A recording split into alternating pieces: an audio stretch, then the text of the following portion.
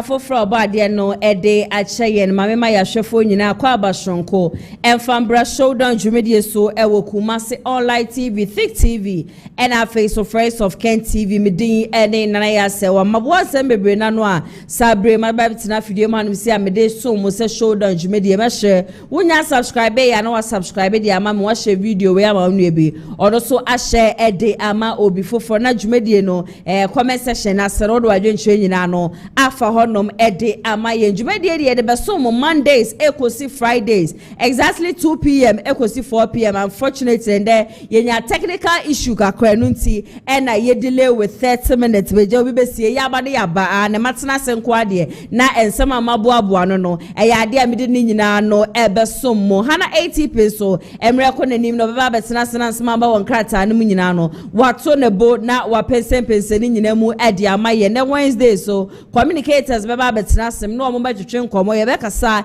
ade afade ekoso ewo my Ghana NDC ababa power in fact ejuma wo ma bono esefa tabro nyane ade yekodi ye nyina no both political parties the NPP ni NDC nyina no wo mu ji wo mani anasa wo mu anje wo mani in fact nsam ne de ma bode bede ankasa mede ni nyina no eso mo njuma ko bi adaroma ena mede showdown jumede no eso mo eye Lioness Clinic GH mahwe yade bia de da osu bia wechi a wonya no eduro no me kanfo wo mo ede ama sabre so bejichu me ka be kwa kopie mo ma hweye na ebibiduo papa no metumi di ama na yade ni nyina no etutu efri wu widie mu saso ena bebi biara wo bia mpo no tumi mepie wo mo akache na obese ofre wo mo na no wo mo twetwe nkomo a asem de ne se eye free consultation to ofre wo mo a enya de a wo betue sike bia yade bia de da osu bia no me ba chofre wo mo na onu wo mo entwetwe nkomo wo mo location no branches ni emienu Kumasi ano wo mo tech maxima saso ena enkramantem no eyade a wo mo was printers obetimi afre wo mo 0559658403 and I say 0558143438 na ono wo mo atwetwe nkomo shane so se o me ejuma Mondays ekosi Saturdays anopa 8 a.m. edikosi enumbre 6 p.m. saso ena yade a Danis garage so asomase a mehwe ye baba se ka biara wo pe bia no obetimi afre Danis garage for na wo mo apebi dia ma obese wa sututu na bepie wo mo showroom dia eyade a wo mo Kumasi asokwa wo mo ni ti ya mas ena edi ehwe ni betimi afre wo mo 0550623377 na ono wo mo atwetwe enkomo mense mo mre no yentu fa na yenko ensemande de na ya sewa maboabo ni nyina no amede eso mo se showdown dwumedie enche kra na chese NPP amanyoko no wo mabato no eba be koso meka ne se aka 24 days ane exactly 3 weeks 2 days na abato no abaso dani de nyina metena video manu se nipa ba akopɛ era ya na medi ne ho adanse ede mama no na meka kire mo se ye pe wo bia wo betumi abeboa wo man Ghana ye pe obi obetumi ama NPP amanyoko no asanso aba power dia na chese ya kompre ko nyine Agyapong be ma ba wono ni de campaign na wo ye ni ade nyina no bebi biara obetuni na yesi bia no kire delegate di oba obeba be ye de wa ye pen pass record de kita na ni ade na wo ka na bebi abefa bia so na mafo so sa bonche no so ka sesa mo de akompre ko banko ade a 2028 ayade ye be ma NPP amanyoko no wo metumi aba power ye nim se 5 aspirants ejina nyina na mentena video man kasa wo bia nsem fata wo nyina sefata even Dr. Bride champion ayade a wono so wo sefata because ye pen crofo wo ma sacrifice so much dia ama NPP amanyoko na ye mbodi enja Dr. Bride champion wo ye bebo ni din e de aka ho bi na anu ada metena video man se ka asem bi se e ba ne NPP amanyoko na kane no na eye party bia na ye nimdifo ne enyansafo ne akukuduro for party na uka kire wo bi kura sa wo join NPP party a na chese salute keto a wo bi salute odema no na ye salute keto a na so na wo ka kire wo bi kura sa wo ye NPP ni a na ase de wo tete ase de nimguase ka ba ya pam de a show sesim especially even here in Ashanti region na NDC party ni ya party bia na enipa bebre na eni enye ho na ebe ye dinye papa pampo se hu se eye youth ehye NDC 4 t-shirt bi ede na manase youth bi ka se me ye NDC ni na baby a wo be fe bia no beti me ye NPP ni ana obi hye NPP 4 t-shirt a baby ewu kra no ede amasa nipa even in our universities na ye dinye papa so obe hu so obi si me ye 10 chese ukopie mo universities ni bi mpo na okasa wo ye NDC ni kra na juma ye di bedi no na tescon na ye ade agbaji baby a nanso enne ye nyamamuru bebre a wo nyina na be join 10 in our various universities and now even in Ashanti region kra ye NPP amanyoko no stronghold baby a be fa bia no obi to be gina na so kasa I am a proud NDC member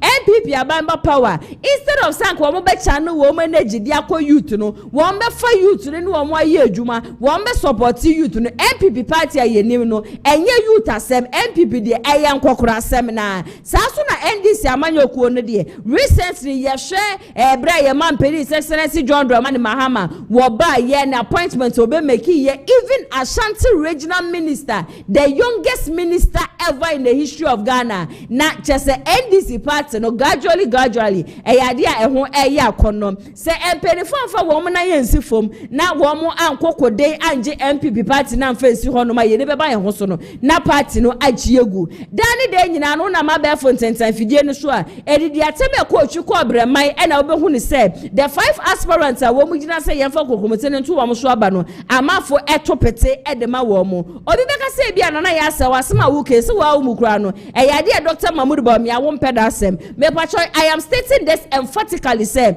I do not have any issue with Dr. Mahmoud Bawumia but ye junior man Ghana ye yo ye hwese wo man Ghana betumpo ye mu bu ho re fi ase ye be ware ne ya ba be wo mane ade nti se mi na meti hei se eniema enkoye mfa mame a mebisa me ho se Dache no then na me babe fidion but the 5 aspirants a wo mugina nyina no there is someone na wo gina baby na wo kasa ne kasa ye wo kanyina no e kire se oba be ye bibi a ye dache ebe ye kama sa so na ye nuanom nketo efiansa na wo mo ba no wo mo so ho be henhan wo mo ye ma efiansa na ye ba be wo mo no e ya de eche so my Ghana be ye de se de amanfo tu free hanom no me kopie mu obi memu ni ade nyina no nipa na ye press wo beba no wo no no ko obi memu wenya that experience oba Ghana wo ba establish a lot of businesses ni ade oyo osi ade yo na bibi biara ebe pie free de numa ba bia no e ya ade a wadwe hu no nim se sa ade we me yanko ade a ebetimi abo aye mai de bia meka meso o man Ghana ye kro bia mfa twede ampo nyankopon wendi ye hwamo kitikiti say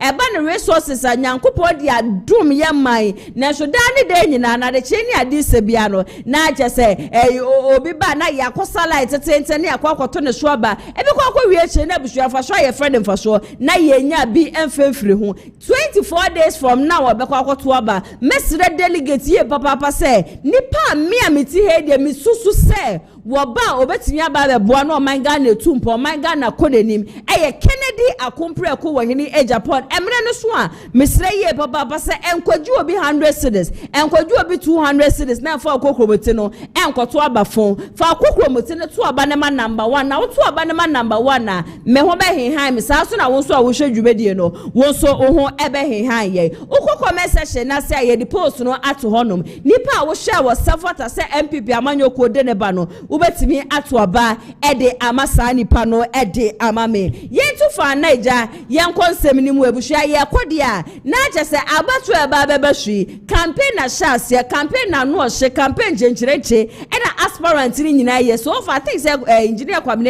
Agyapong ono pe na men share down hu say wo ye campaign bi a no hye ba eba ne Dr. Mahmoud Bawumia in fact wo ye campaign Kennedy akompre ko hine Agyapong ono so eye campaign Dr. Brian Champion ebusia campaign na no hyiankasa ena wo ye sa so ena ye former education minister ono abu educhum wono so ne de no asa obehu no wo ye campaign asa obehu na asa wate adabi ni ade but ni nyina mu no wo nyina bo wo mo homode hwe se delegate beto wo so aba but akensie na nkasa na gina nipa mienu so bebi abefe bia no se ankoye Kennedy akompre ko hine Agyapong dia na ye Dr. Mahmoud Bawumia na Dr. Mahmoud Bawumia Bawumia ne campaign na wo ye nyina no eno ametena ha me bisa one question say why me to dia mama hwefo nyina say ye kase Kennedy ye campaign ye bisa say Kennedy ne campaign na wo ye nyina no ne message pa ne de ya meje di say wo hwe mi wo betumi abie wano aka chem so Kennedy campaign na wo ye no ne message eye say sa so na me bisa say Brian the champion so ne campaign na wo ye no ne message no eye de ya wo hwe dwumedie no betumi abie wano aka chem say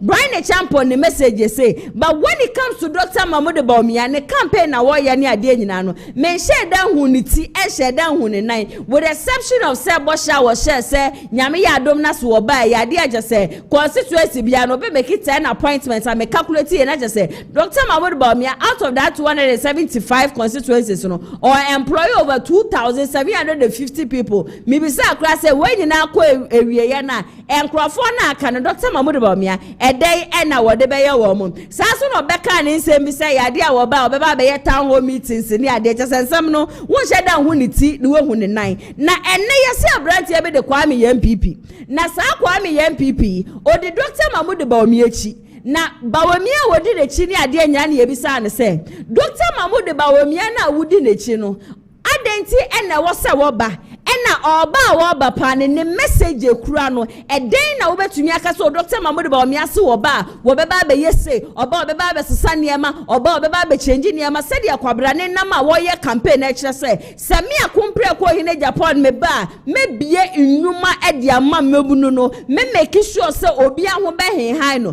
corruption a ekoso ye man mu me make sure se ye the full stop be sia no Dr. Mahmoud Bawumia ne campaign na wo ye no ne message pa wo de mintia e wasa amanfo gina so edeto ne so aba no eno ne dey ebusia in fact abrante eno ne sema wo kaye na I was even wondering say wo fa baby ansa no wo ba na so wo twetwe bi because na me hu asem ne ti hu ne nan was Dr. Mahmoud Bawumia oba no oba e ma pedi wo krom ha o se Ghana be ti se Dubai ne na sabi na Bawumia bradi nyina no Ghana ha e be ti se Dubai na wo wie ne yese bi sa no say ka ade kropoti ya Dr. Mahmoud Bawumia wo be ba be ye on be kana mintia wo se Bawumia free senior high school ba ye no na Dr. Mahmoud Bawumia ka hu bi sa so na ne mobile money interoperability no so Dr. Mahmoud Bawumia ka hu bi nti na bra na Dr. Mahmoud Bawumia wa be mu no so wo ye niema 10 na ene 2028 nyame ya do na so be ye mampani a or the 5 be count sa 5 na wo de be count no omo ba kumpo na Ghana for kwa ya kuma mponto yeyem say Dr. Mahmoud Bawumia so wo ba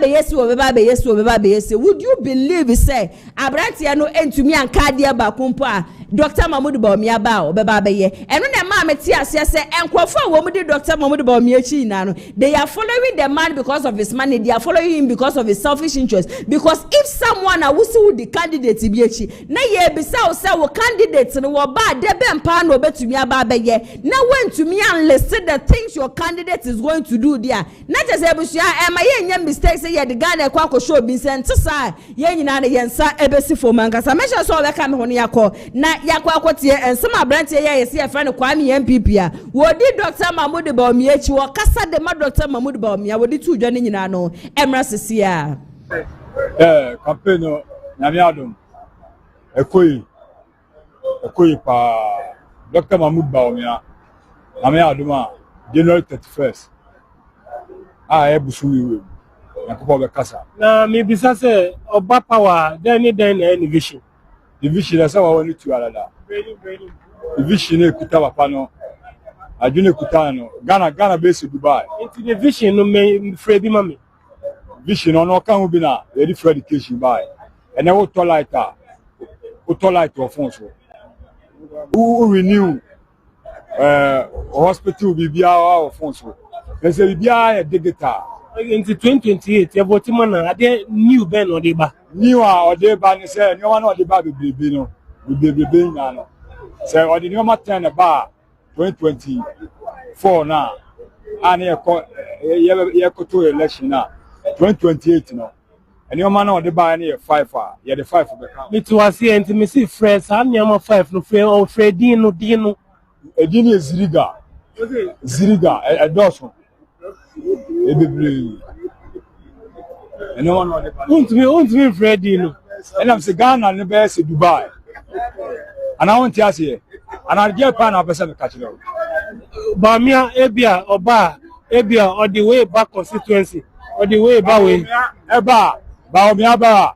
Se wo wali broni kra da wo wali broni. Se Bawumia ba train ani e twese be fa wiem no. And any vision. Bawumia ba enko school a in government school bia obenya bus dey go school. Wa wo getire ni sika odi be adwuma bia ye be ma sika dey adwuma. What you say? Se uye nikanika krana ye be kra machines out be nikanika. Uye baba ye be ma machine out be baba. Adwuma bia uye bia aban na be so aso asene ama adwuma na peja. Na wo kwa so pese Bawumia ba wo ye de. Ana pese kuteputa we na twetwa info yi ni sa bo a. Eziriga. Catch up kwa NPP ni. The Ziriga the uncomparable Dr. Mamu Bawumia. Ghana ebe de Ghana be se wo no. Enti ya catch omo. Okwa wo se Bawumia ba ye be bi TV station ma why. No ja sa wo na ma wo twetwa wo de microphone e twetwa yi sa why. Enti kwa NPP Bawumia me sum na wu. Bawumia no change. No change Bawumia.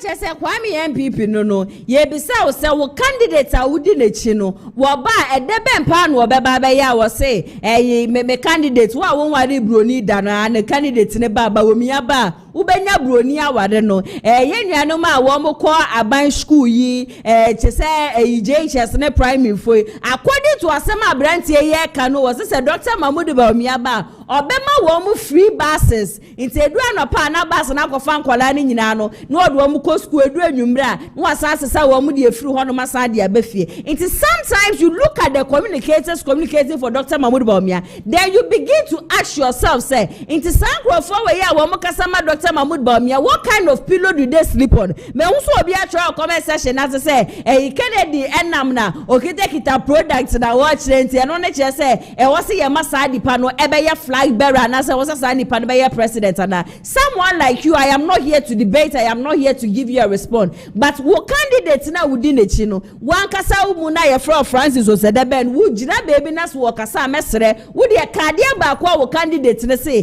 delegate di kokomoti to ne so aba wo ba obeba be ye de amagana obi e no hono ma ne ma papa e ba ne fie a wompe. Take note, obi a owo man mu bia no wo so hwese bibi papa beba wo so hwese ne daach niema be ye ye nuanom a wo makọ university 4 years ni ade a wo mu nya adwuma nye no wo mu nyina no hwese ye nuanom ibenya adwuma ye wo mu nyina no prese amanfo asuku dem wo mu si honom da no wo mu sukura benya adwuma ye wa nurse fo wo ma bre 3 years 2 years wo makọ school ewie se be ye be posti wo mu mporo adane bo achi bi de wo kroma inti say yenya candidate bi na wono de wa kire yen say nyame ye adom na se wo ba eyade obeba be bie ndwuma eyade obo na wo mutifia wo mu nkosuku da ne ade nyina no obe make sure say wo mu nyina benya adwuma ye ebusia what is so big about this say e wo se ye betra ha no say ne aka say obi so oba wo be kwa kofa school bus e de kwa kofa ye nuan ma wo mu kwa ban school the sense in this na ebusia mementi ase why is the sense in this mesre who shana say wunya ye connected be connected now because Kennedy messenger wode nam no anu o she message na kita akompre ko no eyade etesa anu o she achese baby obefa bia sukura no edin amafo bone se mo de NPP party no se mo pe power 2028 amfa ne mbra mo de ne banko ade nya ade amoba bebre o mumbre kiti say na fi so nyame difo ya ebusha ya friend prophet Nigel Gaisie me huso wasaka ne hu biom wono ne na before 31st obeka che Ghana for ena nkomhya wode be ba bonte afa Kennedy hu no eyade te se nkomhya ne kura to form asase ne mu be che miensa na me twenya se nkomhya ne beba nkomhya ne beba na anu adam hu ne nkomhya bi wo se ena ejamua bi ena ejamua ne be se Kennedy che se nkomhya hu hura ye ne de ya me mo kaso wo se kopie mo Metro TV na okopie mo Metro TV no ena Nigel Gaisie eba be ka se eyade a che se Kennedy akompre ko hine Agyapong se NPP fo nim na wo mo de ne ba 130% impo no enya de a wo benya na eyade a wo no ni senior pastors ene nakasa na asofo ahodoɔ ne so wɔ hɔ no ma wɔn ayɛ ready sɛ Kennedy delegates kɔto ne so aba wɔn nyinaa no ebe sɔre akasa wɔn asɔre mba ne adeɛ nyinaa no wɔn nto aba mfa mma no ɔkan nam sɛ what is Nigel Gaisie driving at? Nigel Gaisie akasa yededa bushia yenim baby a Nigel Gaisie kekako ɔse o expect say Kennedy akompre ko hine Japan beba na ko oba be pa ne chow but since Kennedy emma wono Nigel Gaisie de nase embe pa ne chow enam ensem bia wo kasa ye anansem bia wo de to abonten some years ago ne de na je se twede aponyankopon nya de obeja tum say akompre ko beba be ye president e wo krom ha. And I will say this again, say, Mimiti, I saw the Ameko, Kennedy attack me sofo. Yembisa said, Dana Nigel Gaisie, wo yeah. You keep talking, you keep saying, and I was wa kunipa, and also wa fama, but at the crew party, and I've heard say, the same Nigel Gaisie bushia and ne was so the Kennedy akasa ye de. Yes, one no call Kennedy ho no mo. Oko chire ni nsemu, e chire Kennedy akompre ko hine Japan. And they nyam ya yesom no nyankopon no yesen Prophet El Benadaka was a Kennedy ba ya wa clergy for Kenya wo so di mpa ye no mpa ye bom mpa ye e kire say Kennedy akompre ko hine Japan is going to be the next president of this country. And we have Nigel Gaisie wano so nani abede eche na sofu wo honom na sofu aye ready and na NPP former the Kennedy ba and na aba ne yento and na sofu for aye ready so omo bekasa. Let the pastors come out and talk. Then I hu that on one party mpo ye NPP mpo no wo mo de ne 10 cents ba bonten na no de ya Brian a champion po decide so obe contest on one party mpo so sa de ne 10 cents ba e den na busu ye wanwa biom. Why name said the Kennedy tie and now my dream say let's can become slogan na ye de ba ye no e ye bibi tira sa akeka na they know who they are going to vote for. Ye nim said the Kennedy ne tie ye nim say ne bufu ntem ye nim so ye no nonsense man ye nim so to me shine ho so ye nim so stand for the truth eno na man for pay eno na man for ba benwa do shunku bi di ama no nti anye de ye wo beka enenye de wo be kire enenye baby a wo de be fa na be kire na e Kennedy ba we kwa de oboa. Oh Nigel we nko de I am going to tell you the truth say you are lying. If delegates vote for Kennedy akompre ko hine Japan 2028 he is going to be crowned as the next president of this country. We see ayanko na yanko tie ensema Nigel Gaisie editu dwa no emra sisia. Oh, my much more focus and attention so the Lord tells me otherwise is towards the NDC. You spoke about the NPP primaries. Yes, but the Lord led me to say. But you are praying against Agyapong. I'm not praying against Kennedy. You don't like Agyapong. I can't. If you are me, because you can't like Agyapong. Why? And I have been spoken to by my seniors in ministry. Yes. And my handlers, not to even mention his name. So if you could give me that let's ignore and let's go to our next distance. If you are me, what he did to me, you will not like him.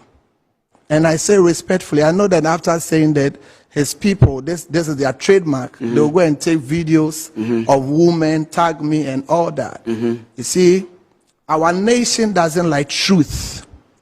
And any nation that does not like truth, any nation that majority of them are hypocritical, the people don't do well, the nation doesn't arrive.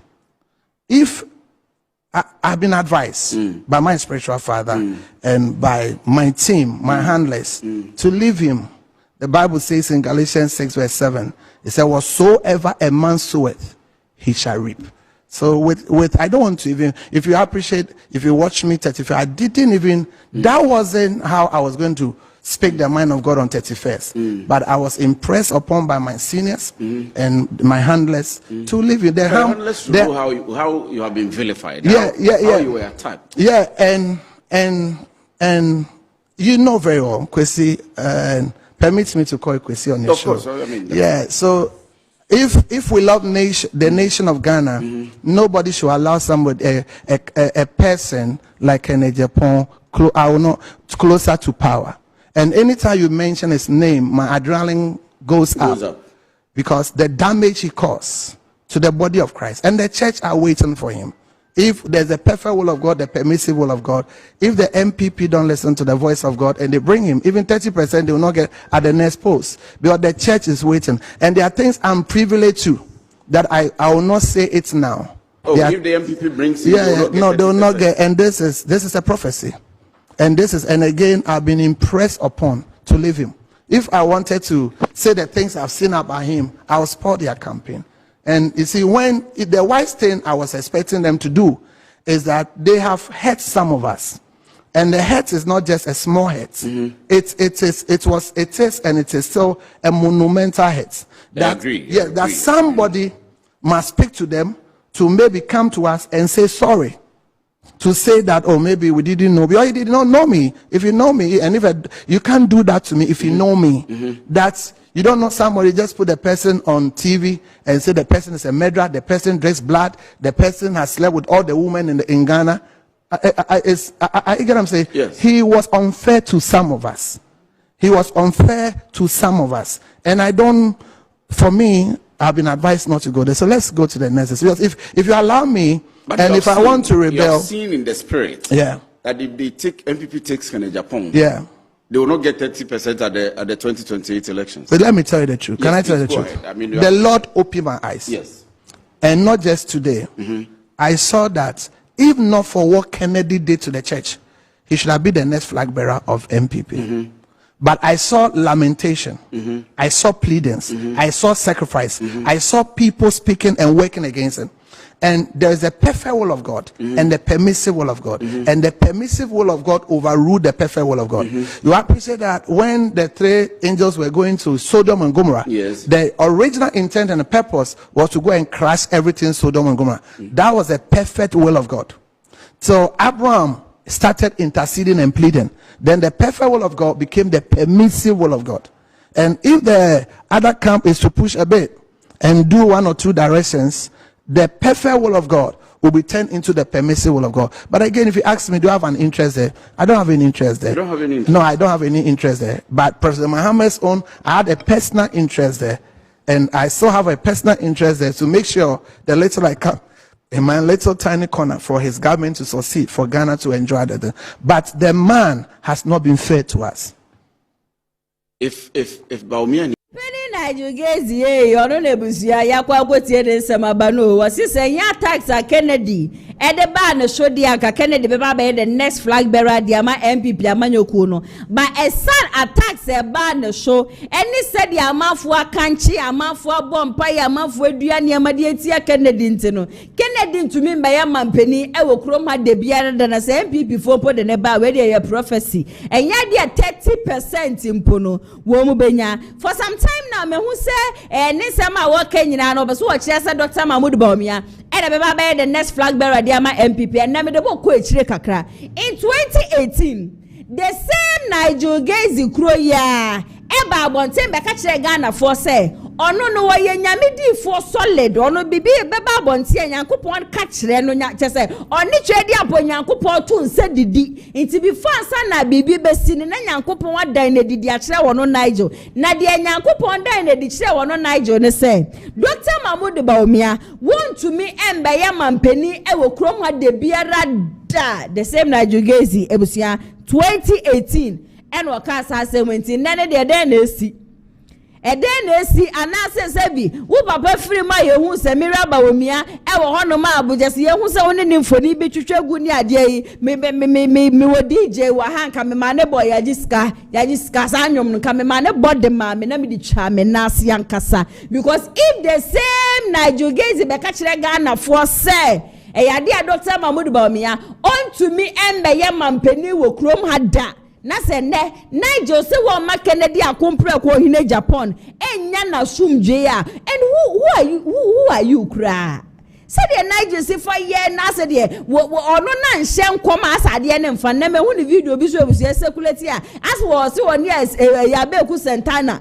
want na see because woman na wo bread ma NDC abaya power na NDC abaya ye ne de reverend is ko su be mpa no onim ho hwe won ka ho no otiri baby obebo wremu ho na a video no bom na eja ye si na henche ye de crown na si ni tiri so agesa wo je France ni ade o kasa je se na ni abedi ankasa yen na yenim say de ekeka kwone de abeba nyina no eye kakra mu nyina mo nsa betumi akoma no ba mesesi so say Kennedy Akumpre ko in Agyapong is going to become the next flag bearer of this country for the NPP and the next president of this country. Yanko na yanko tie and some the same Nigel what the 2018 no Emirates sia.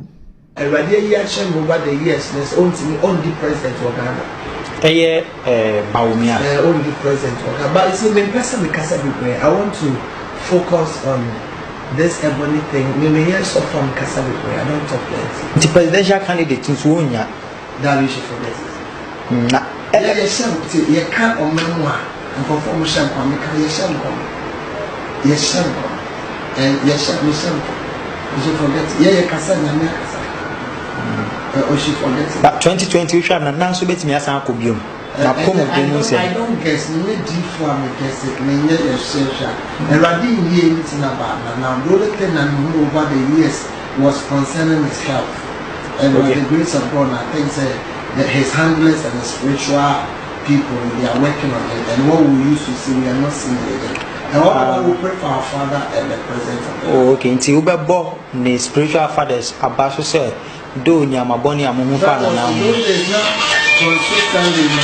Not the woman, but this time we can't see, so I don't see that. It was your Nigel now 2018 or Becca same way no, and then the same Nigel Gaisie and I want Magana for Enya Sunje, one Magana for what my year ready so many Bama back in the Babano Baby do my Ghana shono. One my woman woman peace of mind, but Ghana for also some Nigel Gaisie say they are highly connected. It is Kennedy Akumpre ko in Agyapong they believe in. Yet then we are both then the besio Kennedy Akumpre ko in Agyapong is going to become the next flag bearer of NPP Amanyoko. Na enne de nebusua mene na mana me kopie mu okesben.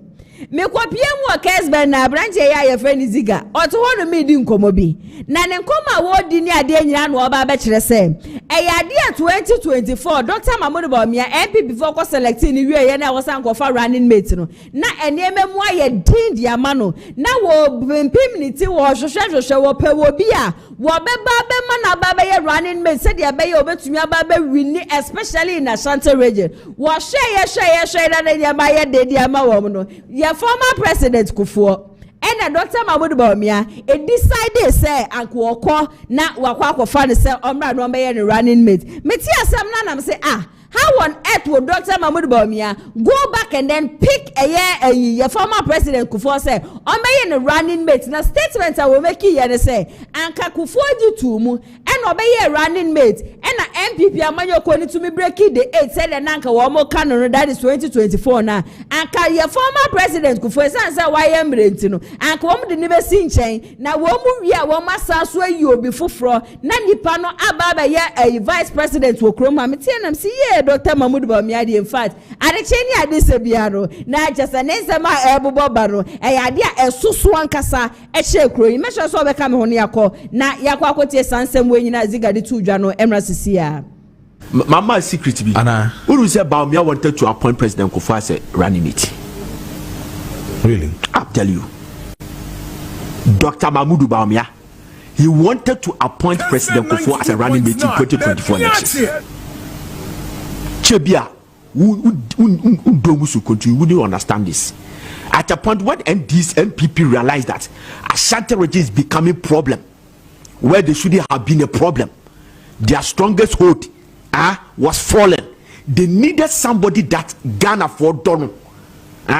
Ghana for a bit okay, this is a fresh beginning. As for this man there, I think this thing was discussed on Pollard Watch's program. Good evening, Ghana. Because of that hint, so they were discussing even this provision. Say President Kufuor to be bad. Yes. So at the point they wanted to appoint President Kufuor. So we hear Germany my Dr. Bawumia becomes a president. They show President Kufuor and reappoint another vice president. It would have been possible, right? Because you had the new to me. Yeah. So because Omo Makani be a problem. It's President Kufuor there. So bit ni Kumasi jom yes Kufuor there health insurance Kufuor there free maternal care Kokoma spraying metro transit You Kofo school feeding, Kofo one Metwaban. Befakati Bibian Mato. To the 2 million we are President Kofo is old. Obet me Akasema resign. You bet me declared incapacitated.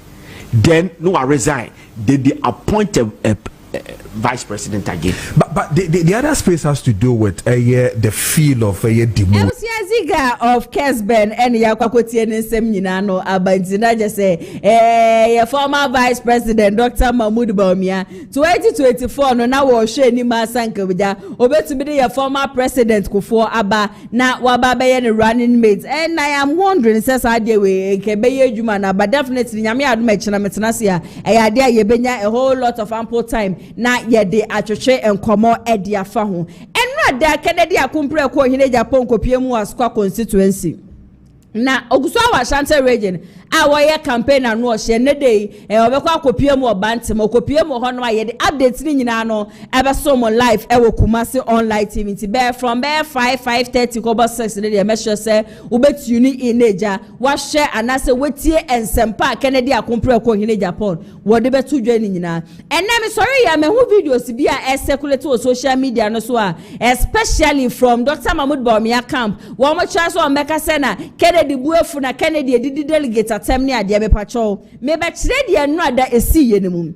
Kennedy akompre ko hine Agyapong ebra wo be pie mu askwa constituency no na enipa abodompem wo hodada a lot of people were there ready to receive him bam ye na ye nim se oba enye the time obeba bedu na no beba beje microphone se wo kasa oba empenifo wo no wo mo nam no wo mo be kasa na chairman no wa askwa constituency wo no so oba be kasa ansa na empenifo bi ekeka ho be kasa na ono akompre ko hine Agyapong wo ba be kasa for the last na ebra eye shake a wo no so di Kennedy echi ahya ase wo kasa no en wo be kire so ono no ye kremoni na oye kremoni mpo no ka be ye na nije yie papa ba se wanya hu se Dr. Mahmoud Bawumia so ye kremoni a wo no so pese Ghana fo de kokomoti ne to ne so aba entene nka obekwa ko support Dr. Mahmoud Bawumia but o kama obi ate ase se enkremofo enkita numbers no na Dr. Mahmoud Bawumia na nkasa na NPP for the neighbor no wo ye obi amanfo nya ready say wo de kokomoti ne beto ne so aba enti wo no so aduaduama hu ne se enipa wo de ne ba obetumi aboa no we win election dia ma NPP no eye Kennedy akompre ko hine Agyapong na nunti en wodi Kennedy echi na no ansimpo ena abrantie bi a yeso wo ka Dr. Mahmoud Bawumia and the boys no yeso no social ase na bra shake kasa no wo yeso otutu bi dia ma ne ye na ye nim se Kennedy should yeso let Kennedy be Kennedy nim se de otie dada into obeje mic no no sha ase no say eniema na ekoso no enye Yenyina ye NPP for at the end of the day ye to oba we a yenyina ye expect say ye beka ye ho abom na nipa wo be win 2020 primaries ye beka ko face NDC amanyoko ni 2028 but bana ya ba hanu say wo hwe na asem na nipa na e kan say wo oba o miechi na say wani nje ho am odia for say oba so ne delegate be hia twetwe nkomo nti wo hwe na wani nje ho am you can move out walk out and then go your way e mafa wo ma ye ready say wo mu no eyade a wo mu betie no na Kennedy kasa nim no be kasa a lot of recordings abani phone so sa recordings no efiri osemesi ne camp honom a wo mu kire kwan a wo mu befa so a wo mu be wia eye primaries a aka 25 days pa ma yakotwe wo mu kire kwan a wo mu befa so a wo mu be wie mu na no no be kasa wenya ne ntie se yese eye macho men bole afue wo so am do wo mu be storm ya Ashanti region chese basaye be koso na obi eni ho no ma wo ye be ma chen ono akompre ko hine Agyapong and this time ne de mu disi a wo no wa ye ready so obe chan kasa in fact no ada Kennedy kopie mu as constituency ne de na hit no na no ohia kasa measure so obeka mo ne akọ na yakọ akotie sansem we nyina no abasisia so 50 macho men for every constituency. I have the voice. We'll meet you boot for boot. We'll meet them boot for boot. 50 macho men. Omunya's resort. Omu say omu tu abanu finjima. Omba lusu. And to omu the macho men. I'm going to play the voice for everybody to see and hear. Agyapong ewu omu tim. Omu ni omu si Kennedy Agyapong. Ene pentokwa.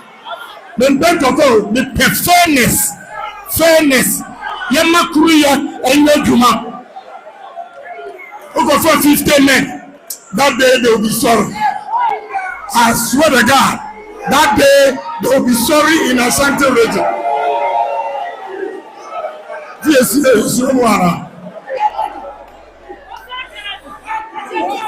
Madam, one will be patching. A paper dinner how walking as a what did you be at him? What support will be a support will be? What is it to be? Choboy, they are party back. Obi can as someone. Enti attempted the idea in Organa office maintain. Ning also, my D.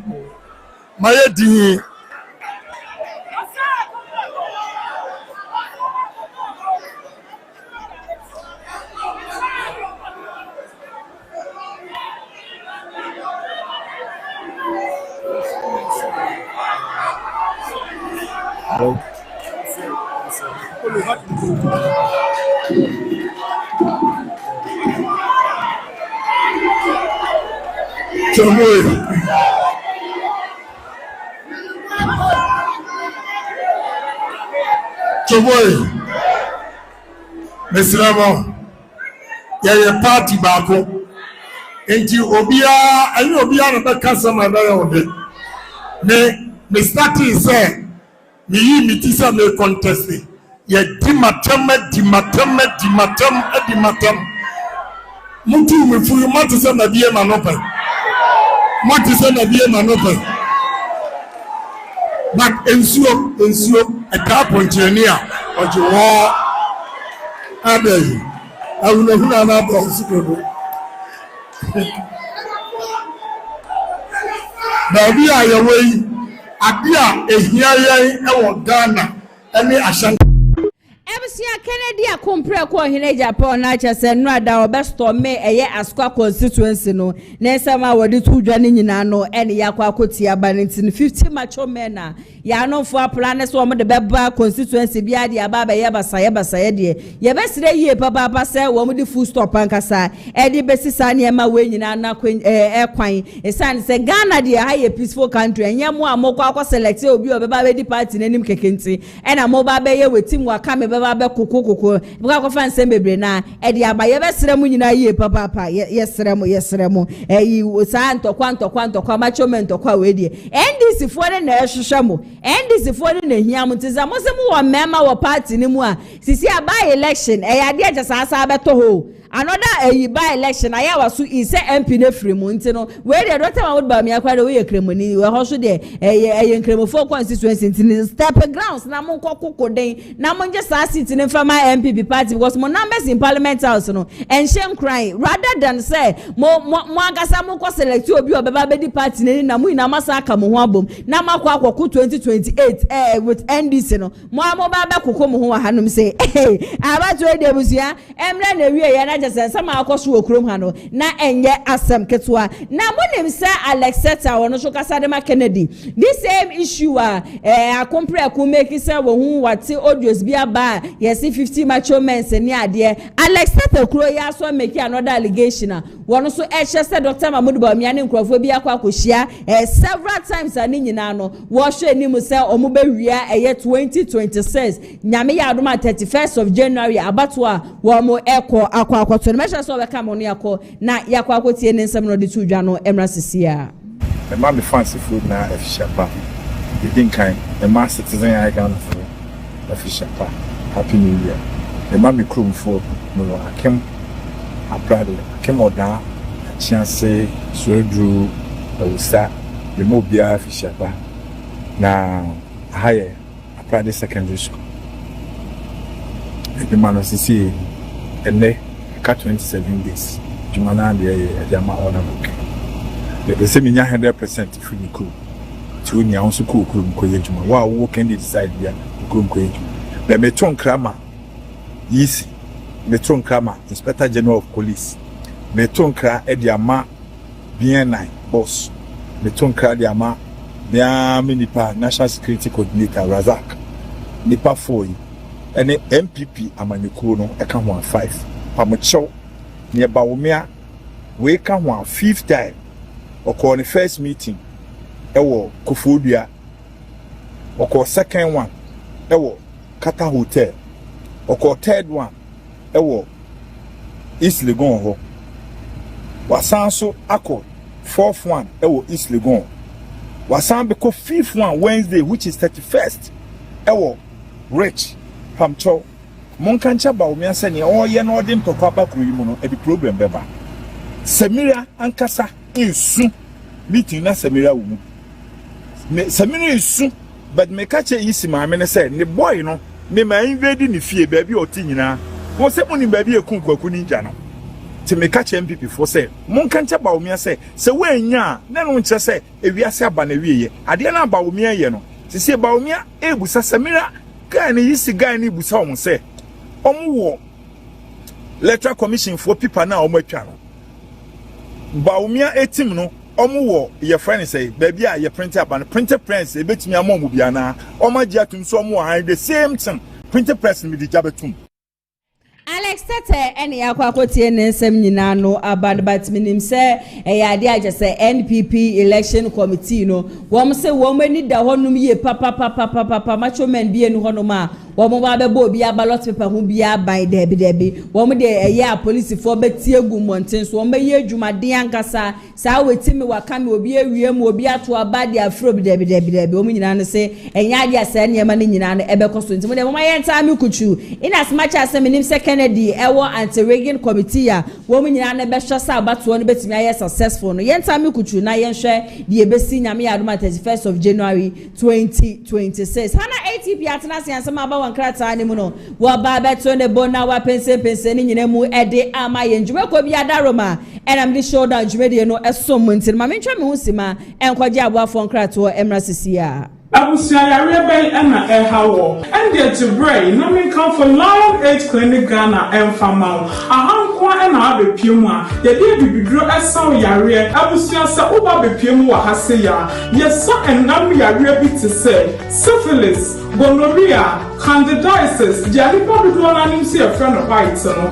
Hello everyone, my name is Dr. Maxwell Aziz Mensah. I'm the founder and senior doctor of Lineage Clinic Ghana. Our mission is to provide you with exceptional herbal medicine treatment and holistic healthcare to all our patients to becoming a healthier you. Thank you for trusting Lineage Clinic Ghana. Lineage Clinic Ghana, your #1 healthcare expert.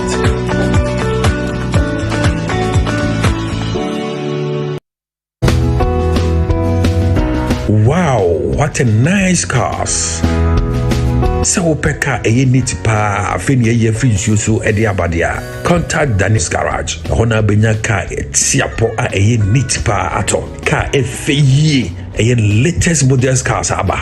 So pe eye Honda CR-V ana se Toyota Tacoma, Toyota Land Cruiser, Sparks, enketenketia, eye ube, ninjina ubenya bi ewo Danis Garage. Si say need to be cry aba, Honda CR-V, hybrid, engine capacity no 1.5, entry fuel, ubehu Danis Garage, ewo TI Ahmadiyya, opposite onwa, frewa homa true for is 0550 623377, eho ana Danis Garage, ewo.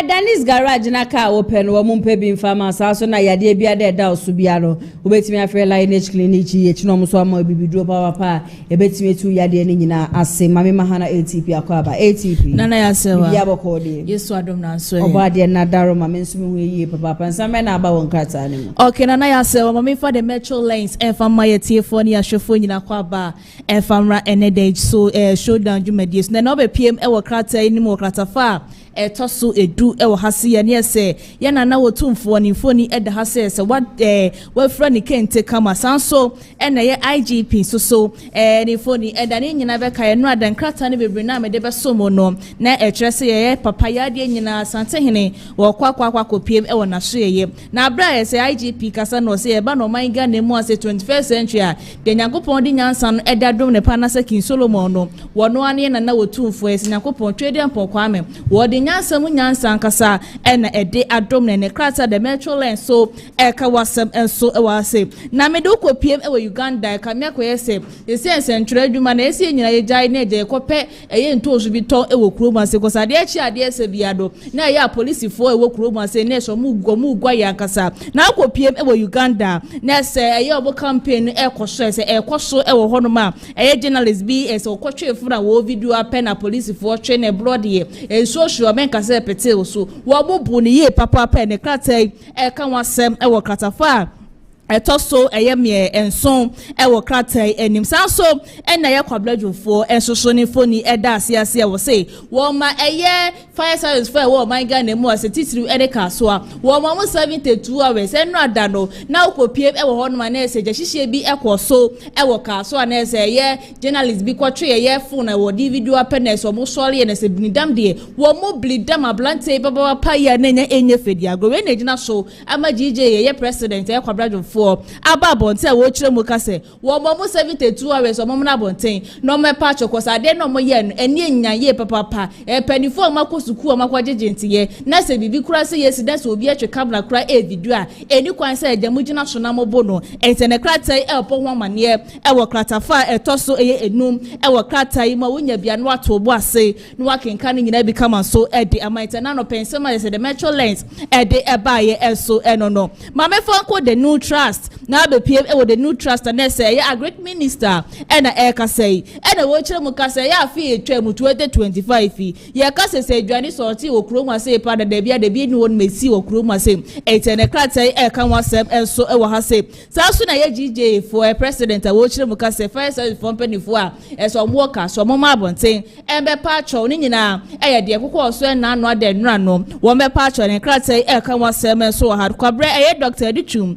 enso wacho ne sise Yakopong but 31 January 2020 said that ye ya ka be 2 weeks ni akire no wo mo de gokroboti ni kwato aba no ene kratai ebo wo mane se penifo ni bebre natural support e de amana ne kratai ka wasem enso wa ase enu adai sabre se na otufuo kopie mu IGP na so ye no ena IGP di tu ja se ye po manga na mu ase ye po obi Yakopong di nyansa ni nyina ki Solomon nyansa ni bidi adom ne dia wo no ane ye na otufuo ne kratai ebo wo mane enso e wo ha wonya bia what will say no I can nyina become so ede amaye mame fan kwa the Ghanaian Times now be PM also with the Ghanaian Times akratafa etoso ye akratafa etoso enum hono ma no na se GJ president ne sama wo kan nyina se ja de ko so e wo ka so ado eye penifo etimi babonte na entem so be pa choko se de mo ye no eni nya ye papa wo mo enti ase na oba na se ase so na se Rubber Farms association for mo my Ghana mu ase and not every petition ten eda ko PM ye man pani JDM aso no mchem se ye man pani JDM and e ma bi kwaso man Ghana mu ase ye nti ase eye rubber ye export di kwa man for man so ye matete se eja one person mo ban no e wo kro mu ase na we and na so mama tebi sa petition no e de akwa ne kratai e ka wasem enso e wo ha se wo ba na shoro ase so ne se ye na wo tumfo no ada ko PM IGP da so ye no e no se ye ma ye ya mam den ne ye amane e wo kro mu ase ye timi kabuma e betima boy ye papa mo my Ghana ye tima fa ye ntuma pa efe ne krata the Ghanaian Times so e kan wasem enso e wa ha mama for the source efa ento so na be PM e wa krata enso anim so a krata fa etoso mi nese ka so a ye journalist na sense ntoni ese ye fire service for borodo e ne krata e kan wasem enso ase a ye GJ president e di mani se osra o mada se ne wani mu ya ye police for penifo mo ke duom no wo mo for mo dan esi for na sa crofo num e crofo du ya wo mo di sa nyamra sem ni nyina no ya nche wo mo ne kratai e ka wasem enso e wase sanso e na wo ba ne nchemu ase so kratafa e to so e ya miensa ne se gofro daben ne foni e da ase sanso na ye kwa chifosu enso ne foni eda na nyina ya konta man ne ho nsensem a miame wofa ye chama wuntumi kofa bai e de be piem wo my Ghana mu ose nam so ma de chade se bia ye nya bi eka wo krom ase no dan nsem a ye gofreda me eka ya na nsensem bia wo so e wo my Ghana mu ase ya enam so e ma ye kwa chifosu be ka se enema bi se ne nam bi se ne nam so ama gofreda me e be ka ye se nyina no kra bi ni ho no ma e wo ma ne kratai enso eka wasem enso wa ha ye man pani je de ne efie ba ko pepe se de ne to esi akunya so e wo man Ghana mu wase a ene ne 1 year ai ene kratai e bon wa man the second time media wo ba be pon ho modin ye papa de atwam ne de ma na atwam akọ na new come die wa ba die a wo ba be hwe amo man Ghana fa ne tuma pefra e to ankosi 2028 obeto ne tu efra man Ghana ne so man Ghana yetima for ye tuma pa efra ne kratai e kan wasem enso e wo hase wunya bia no wato obo ase ne foni eda se kama enso asanso ena esa meja ifo no ne da gold board and ena ye nkra ye lawyer BS wo de ni kwakoko piem e wo court ni gina ene ye RTI for esa modern semi kotu na nima ase na ade chi ade ese biase wo yi o mano munyi o mano no ene the source enso e de aba wunya bia no akenka ni nyina bi kama so e de amaye mama for daily guide enfa ento so na be piem enso e wa asia na se ko piem wo work so a ne se nra da ne nema bi e course so ye fire service for a esa mo che ye esentro ni bring down no kromu ase do ene kratai ebo ho mane enso e wa asesan so ana eye kwa chifu su ai ensem okeka fa ye gofreda me no ne no krani nyina aba bonte ase no kra bia ni won ma ewo ma ne kratai e kan wasem enso e wa ha ma me for the chronicle enfan sorin kratai ni nyina so na be pie mo kratai so anim so a ne ase ma pene kan se IGP no ada se na na otunfo ekopie mo no de afutuo pa de mo odin ankasa e de ma eya police fo nyina ni IGP se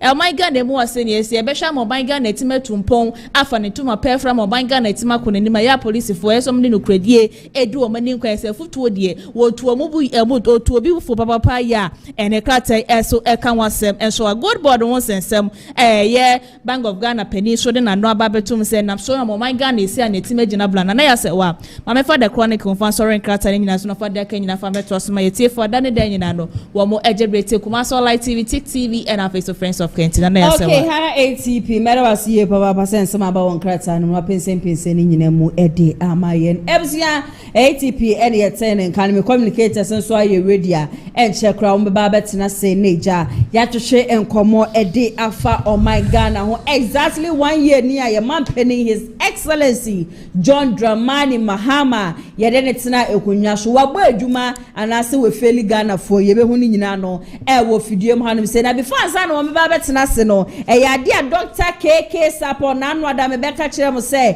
yade achesa sabre why fully and highly connected wababa journey Kennedy akompre ko hine Agyapong team no and now kopie mu our United TV aye friend UTV video credits no koma wo mu no kopie mu hodom no and na wo kasa ede afa Kennedy akompre ko hine Agyapong ho and wababa kire se emprepi no aya na nsam aya na Kennedy ditudwa no aya na amanfo ntiase amanfo fa Kennedy ne nsam ne bone na wono akwa ye peni a wodi Kennedy echidie bia no nyanya ne ntie sekere dia koto bomb pe no afa ne phone wa frɛ wase abrantie ya asɛm we kɔka ne se ya na sɛ kɔye ne se ya anka ya de anka bɛboa yie papa wase Ghana fo ye mu bi wɔ hɔ no ma ye nte Kennedy ase but ɔno na wonim Kennedy and wonim sisi a baabi a NPP amanyoko no so no nwura mu agjes wa kwakɔpie wɔ no ɔmo pra so ɔso ne betumi abɛfie ente ne wɔ hwɛ candidate 5 na egyina ni nyina na wɔno de wonim sɛ akompre kɔ hine Agyapong any obia obetimi aba beboa na NPP etumi aba power wase enye suku de tumi ade nyina ne se de esode ayese no obi nya presidential material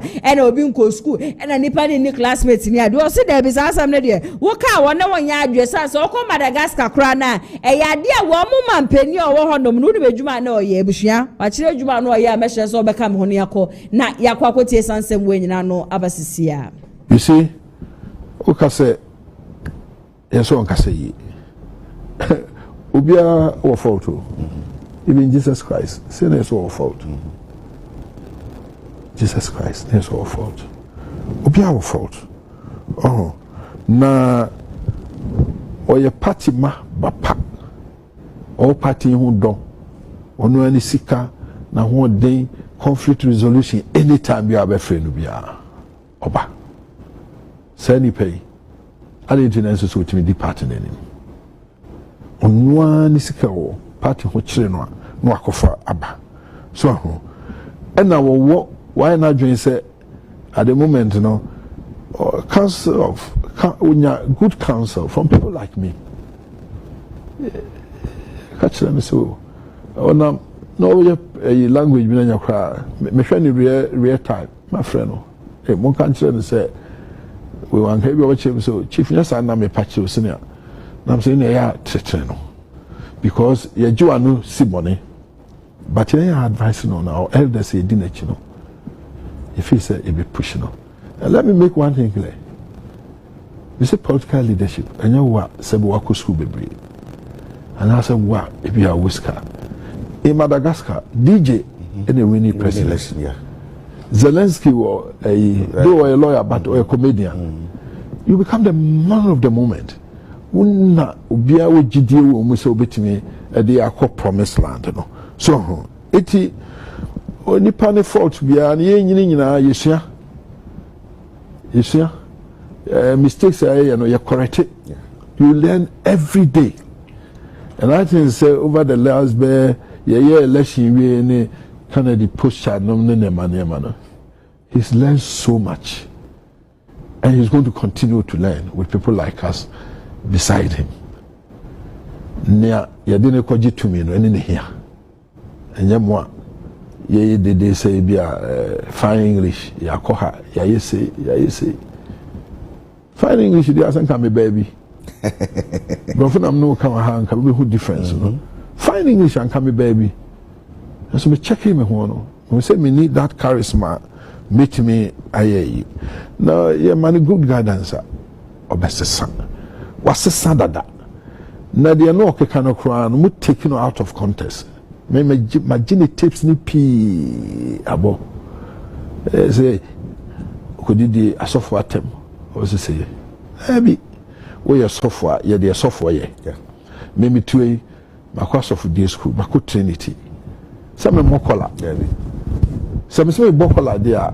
Some me color for ejuma. Some me color for ejuma. Now ko de color bana di be sisi e na oka. And I'm say maybe your pekasenti. And I dey here na hint no. Okaka say hey. Abibia maybe you see my own example. O kind of cry. You say we are arrogant. We are confident, yes, we are arrogant. And I met that as a young man growing up, accountant. I'm sure, by 28, the chief accountant, when in Pennyful meeting, oh, now your point, you are Penny Biffy, and says, how can I say? Now, Casam Nanya, new meeting, my mamma in Kanjo, says some catcho. It may J. Kennedy in that contest, Mr. Ma, you know, he's a fine gentleman, he's got a very good heart. I'm a philanthropist, but he's far ahead of me in terms of philanthropism. What's it there? Patriotism, honesty, and development. And honesty, I always pick honesty. I have 5 words: honesty, humility, hard work, human relations, and humanity. I pick the honesty, the PhD, no. That is honesty. Patriotism. We are Ghana first. Yeah. We Ghana first. They are so a contract in Kusisi. Now when you say $20 million, so no man, you don't know mukudi. There's a hospitals and there's schools. It's been 2 books no idea. What are you talking? And I think we've gotten to a level. To me, the problem in this country is leadership. If you get a good leader, many things will fall in place. Read the Chinese, how their leaders might read about Singapore. Singapore, he wasn't a politician, he was a medical doctor. Yeah. And he decided to turn that country by setting the right example. And that is what I believe Kennedy, Ebetime, aye. When you need to say me a chair the penny baby. And so leadership when you been we are as a accord respect. Na ye ta wachi. Ti ye ta na chi ti say from the chi. Or ya ti ahwe na ya next home. Ti be me gidi say na o mkeka about say the temperament in any idea no. He is a new Kennedy you know. But is the good in him say at the papa obey no and no na say yehwe e ka ho asem no say what you say aye kremoni bia na oye chiwia Kwanyumra say alaji wo na ya hono dokun bi ama no na waje adi say echiwia ne hia no pa ba dokun no so ye dey hia no ayesa obewu won sabai wani ya no misramo ne hia no yemfa no nye dey enya dwuma this alaji break in fast no to survive so no benya kwan abedi Allah ho adanse na Muhammad ho adanse are we saying say and am say that moment na ne hia say odi yamane koko no amano nkremo so masaya na dabi so moment no the NPP party as a some moment a Kennedy moment on the bit me ye free and kwasum any amra no ayakoto mu no na odi ayede apie enti mesre obia se yenya no ho abotre na media ma follow ne campaign no menkobi na mo metechiri na mehwe na ekoso ma follow me convince say he has the ability to assemble the right talents. He has he's decisive, he's courageous. Unso becoming menu asem. No apologies. If you say no na Ghana here. Or ubia or what tinker. Ema mobro wafo. Ndi we bobro wana say we delegate. Dwena no ho. Na koto. Men ko pu ubia o pe 500 cedis abre o de. Ojidi wia asa. So ojidi ye na say ba mo aye ya. Ye mo na ye make sure say Kennedy obeba. No yes, someone he's the man of the moment. Samri Kennedy bre. Yeah, fanumra. Maybe who sesaya ebeba yakwemo. Me person man for tears say youth no, yes o mu padwuma o. O mu nye lazy. Opportunities no mu nye na. O mu nya. I mean am ka say me nya chance a adwuma ye time de ye nya bi ye. Sentiment me amba. I'm a shame fearful, I'm a shame amansan. It's a adwuma de here. Bible said no person ye adwuma na me man ye dey in the day. Yes am person me yo. Ebi na ni ho. It is someone yeah.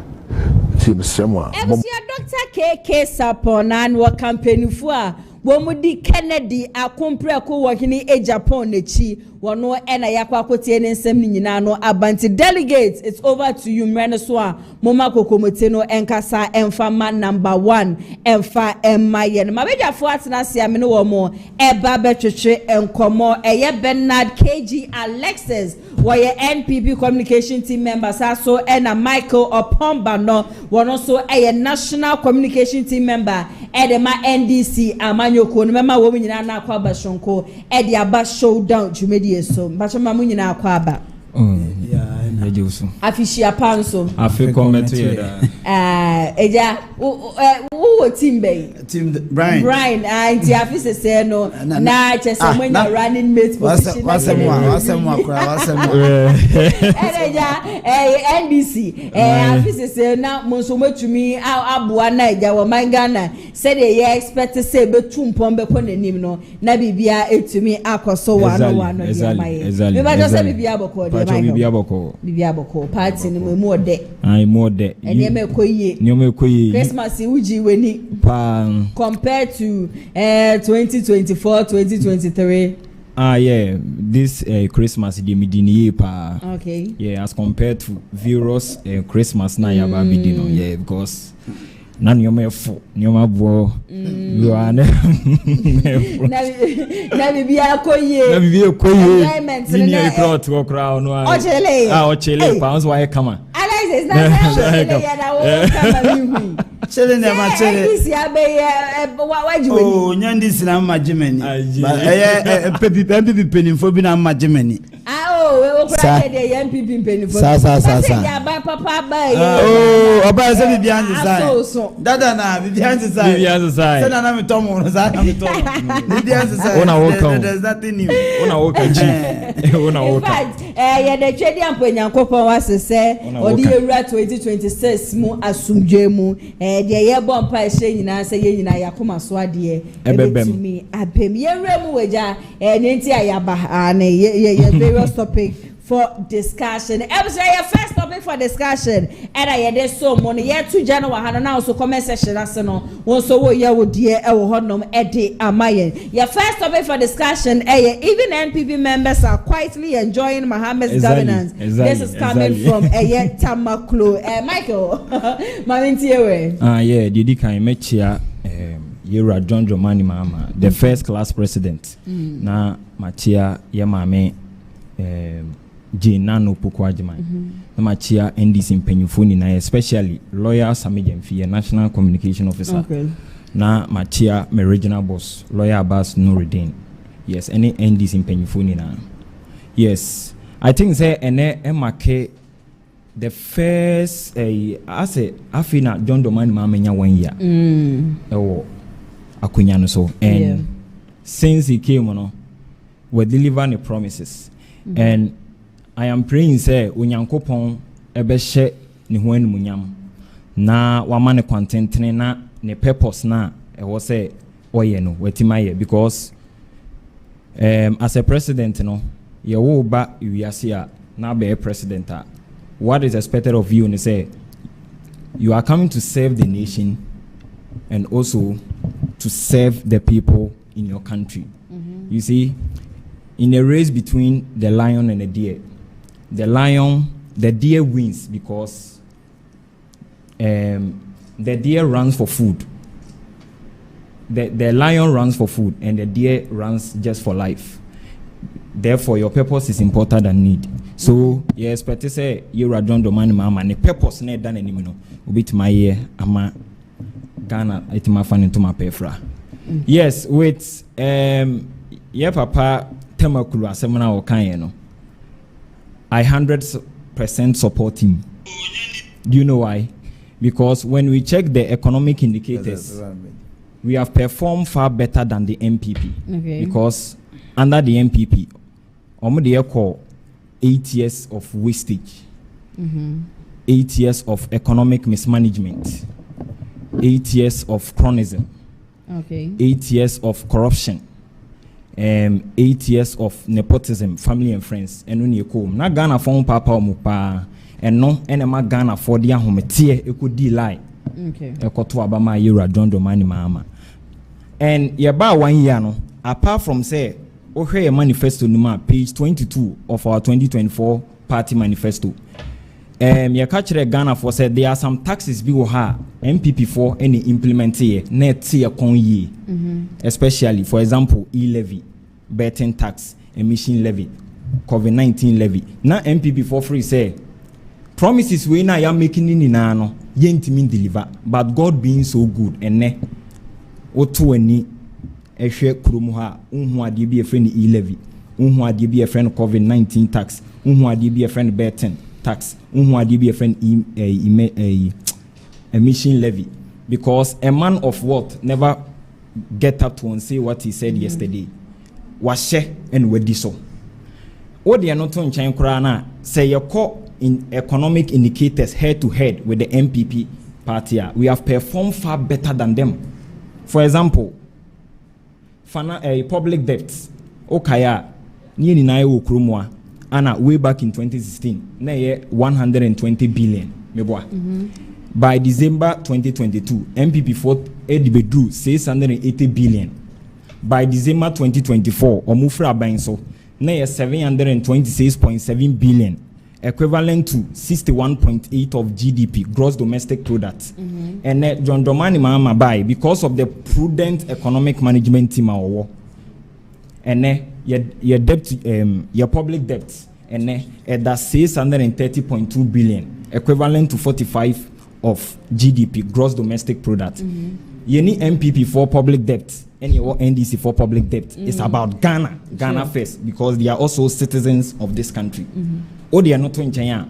Yabeto Agyapong your friend credit rating, an international agency bia omo UK ye from Fetch Solution. President Mahama Ifra buying so the first 4 years na B minus. NPP for the sugar coated words EBJ 2 mini free and some. Omo buy as in August 2022. Omo do young status. Ye ka young status na say baller economy bankrupt nation under Bawumia led economic management team. Okay. And now me no ka say your credit rating according to S&P International Credit Rating global settings, and then your credit rating asaba B minus. There's a risk setting agenda no yede. Juma. Okay. What they are not in China inflation, general increase of prices. Ye free so in 2016, ne 15.7%. MPP4 as in November 2022. According to the World Bank African News Post report, Omi do 54%, and in fact unprecedented in the history of Ghana. In the first 11 months of 2022, na cedi ye the most weakest currency in the world. Ye 54 countries in Africa. Inflation and then that third highest. We Zimbabwe are recording 97%. Sudan at the time we recorded 75%. At Ghana 54. Ye nene etoso 3. And then John Doman anomufra bem December 2024 and do 23.8%. And this is the first time in the history of Ghana inflation declining 12 consecutive times, because you better say at that 23.8 by July you had about 12.7, September 11.5, October 8%, November 6.3, and now no say you can go join news at the abase and then inflation at that 5.4%. I this is the as at and run 6.3%. And you can check it in the news number 5.4. Ended about yes, 5. Okay. That's say this is the first time in the history of Ghana inflation declining 12 consecutive times. 5.4 currently. You can check it. Odi are not in China, especially exchange rates and exchange rates. One of the main key MPP for the bar power. $dollar no so yeah, sure. Omokofa Bawumia, chairman of the economic management team. Na dollar 2016 na 3 cedi 20 pesos. Oba ye na kukuruko 17 cedis. Na say all the ahoma so yekon and ade ya wo chop for 8 years. And now me no ka say dollar me no ka say ne e da say 10 cedis. 10.60. 10.60. Yeah. Nature say at the World Bank at the Bank of Ghana forex rate forex at 10.60. That is what I'm talking so about. What you say? The forex that Bank of Ghana rate Bank of Ghana the end that 11 is about 12 cities. No, for forex. Forex wait. Same said that offer. That offer MPP for the free net say 16 net 12 EP. No, MPP for if you are not dollar under 16. Neda say. Not dollar was 13, 14 days. Okay. You find say 14. Few days to the election and not a 16, but right after say before you got to a banny way and a drop ya 13, 14 days. Say you to Obama president. President elect no. Until see didn't make so 7 January no and or then obuni mine sure they said your kind na a few days into enu na ebetimi account near the 16 and 10 is not the same. So what you say lending answer nam de mano besi no your wade bu a friend lending rate, which is the benchmark for loans in bank. First net that 28% and net that 15.9%. You need NDC for lending rates. And your MPP for lending rates is about Ghana. Okay. So what you say? Okay. Okay, Mike, meda was here, papa. In fact, what you say, NDC abamba, you know, one who bridge, but the problem is so na zede toy name man. Za era ye toy idea. Yes, inflation above from na $10 so that's stands to baby ejira the hot body ejira. Where is the problem actually coming from? Meba Alexis so in China, maybe some tema lokai. One and ya Adriana. Edikan maminchia chairman I don't know kwapia incoming Ashanti region chairman Benim kaka Dr. Francis Adamako Francois. Okay. Incoming Ashanti Regional Secretary. In fact, Bunyano, Mama Yedi. Anila Bonsi. Okay. Incoming Assistant Regional Secretary. Mama Yedi Bunyano, and say. In fact, Chairman Coker has been very good to all constituency executives and officers of the party now. My boy, and Ukraine, I'm to celebrate here. They're able to give us gifts. In fact, we're able to have so many outings through Omo. Mafa kwenye zwa se chela justify pokodia JFK general my boss na nkasa no mechiano na na mudi nkomo bi na nkomo na say ebi ya misre with the mama say free rate this block kalo. In fact, from the look of things, and this by 1 year. Yeah, exactly 1 year today. Good. Prices of goods and services. Yeah, you are here talking about is it inflation? The continuous rise of price of goods and services. Economy is better. My question is an NPP marketing cover. NPP say time and NPP on near Tom saying, near to Akuko saying, near to Jenny saying. Has it reduced? The mommy or Tiffy, no can say inflation. She doesn't understand that one. Chemuta Mkoto Bruno, you say Bruno 5 cities, and they bring saying. Nothing has changed. So I don't know why I'm born some money and buy an economy. Meanwhile, at the same value. Now, it's to say a necessary. A bit of you, they are not even working. Yet, when we are coming to power, no, you're able to tell us, say, I'm a bar, and you have a man necessary, and you give them jobs. How many years? Is there 1 year more? I didn't still at home. They were picketing. Satana, who was the president then? John Dramani Mahama, He's come them. What's coming on the mom? But don't you think 1 year is too early? Because I say 1 year. For 4 years. No. 1 year near the amount of Moboma. Before coming, you told them, you have power now. This was what we are going to do. Okay. As I mean, desire. Oba also be a vessel, Okada for no, Oba legalized. Why? Anambwa. Is it because there's no money involved? And the nurses, why can't you also sort them out? Because at the end of the day, taxes money, Ghana money now. Sure, so at the end of the day, a bit me here we are in Ghana 3 months. Or here over years, we trying to cut 3 months. How does the person how the fuck are called? Why then would you do if you didn't rent? How do they take care of all these people? Nina, it's ongoing, but Uncophobia are deaf, yes. They've used and they say no, no, Bianco yes, they are just deceiving people. Bianco yes, not as some honorable professor as if I can't, one in a yard drain. Say, NPC by a woman for the beyond the first topic in you. Okay. Secondly, you are here talking about economy. Is it at all like to move? You are to water. How many two? And then these are buying at two. Akufado the court to how many percent? You miss a percentage of Akufado, the NPP, never percentage of their NDC to the Aba. January, I never started just sales camp. So why they say it's the economy, no, the Biakoyi. When look at Utima salary is 7% increment. Then look at the amount of water in Swahili vessel light about now. What were I saying to him? You are not making it look like, oh man, you're flexible, my. I don't know how to move savage. I did times 2. Oh, really? And are we saying the economy in BBNC because at the end of the day, so many things are the government now, if it's all here to please people, but there's nothing happening. The Bianco so. Oh, really? Other than says the prices here, prices quite I usually don't want to talk about it. Mobile must say, get whatever. Because any atom. Say any atom. There's nothing working. And Tima, before NPP back on, we put measures in place. Okay. We are talking about dollar. We are talking about CD. Imports. They say imports. Ukoika, Mumisam says. Something dollar come from. How many people are able to import cars? Mumisam. Mumisam, dollar. And also it's part of the imported cars. Apart from the cars, that's what I want you to tell me. Because at the end of the day, nothing is happening. The BNC here.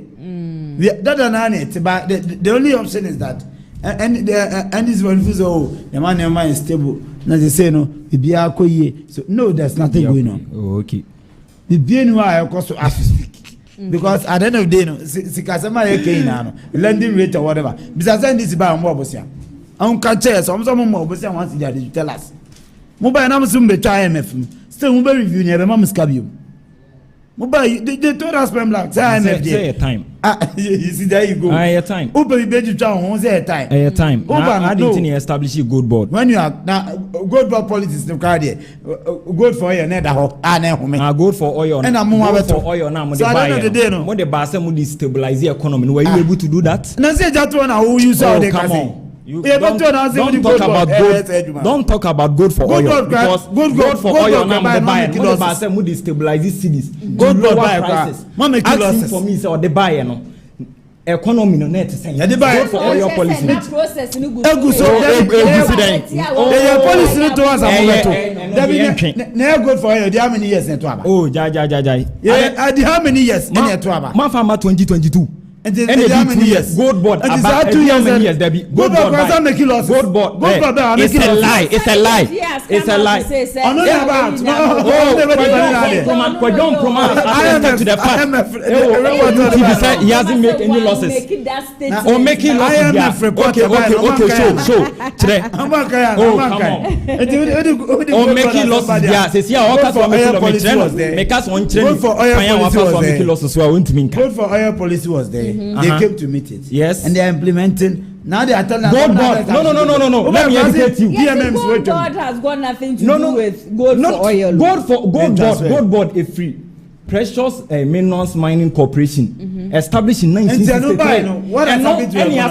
And on 2nd April 2025. And he established gold board. Into gold for oil policy is different from gold board. Don't lie. The gold board economy no has it stabilized the economy? It has stabilized. It has stabilized. When you compare in terms of the economic indicators, prices of goods. You were here trying to compare good oil and good services. Okay, now he's talking about prices of goods. The economy. That's what I believe. You man be wa ko jume swati. At the time ana those days I'm talking was 800 or so. And then we turn 150. Oh. So wait. So with this, should we blame the government? And I say, blame wait.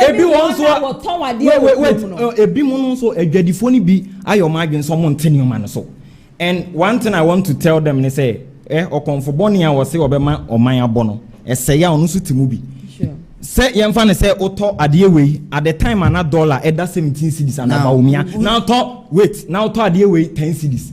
Now dollar swat it, now still now. Also but so we are wicked. You see? So that is why the problem is. Yes, see now. Dollar and swat it. Can you tell me? No. Is it now is facing? Can you tell me that dollar and swat it? Can you tell me that? Mike, we all know said dollar and swat. Me for instance, I used to buy it 130 cedis, and now me no kasa dollar drop here from 16 and now me dollar drop here. Yes. Now when you say me bacho, when you say your friends are driver phone be crowd or my man say first Cromonte so. Yes. And see a weakness of some people in this country. Say and any example na me yen say yemfa say Bawumia time and $1 that 17 cedi now tonfun way yemfa say 100 cedis now dollar swat here but 10 still now that's on the same thing. That show how wicked you are. There are some people who are on my bomb for someone 10 years. So it's a fact. Who are complaining that there is no money in the system. Now the only minipana. Now the only minipa. Who's in a reality setting in? Oh, I don't know the time and NPP on. I'm just cementing iron rods boarding. Government no na man cost here we are is blaming the traders. But okay, dollar from the price is still the same. And I make sure say now it depends on them. I then understand no muka was saying here Nanaya me ba doing same. But Momo say any regulating World Bank, oh the end your World Bank World Bank, World Bank METS inflation 54. Okay. World Bank African Union $17 cities. And yours is different from ours. And I make sure that there are some people who are on my imagine say the goods and services now woman on my mind someone so. See the realities that say. Oh, don't compare yours to ours. Don't compare oranges with apples. No, you are different from us. No. Dollar and about from. But prices are the same. And I made. I go for mana. We shouldn't blame the government. Good. Oh, but they don't blame the government. Yeah, they don't blame. So automatically. My brother. Price of goods and services. It is all asonte. Inflation is asonte. Prices are asonte. That's answer the simple question. Asonte. Don't lie. In reality, don't compare oranges with apples. Don't compare life with life.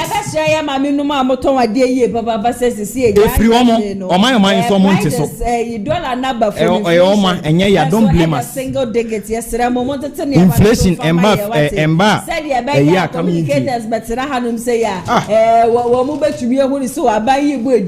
exactly. From the Ministry of Finance, go to their website after I check.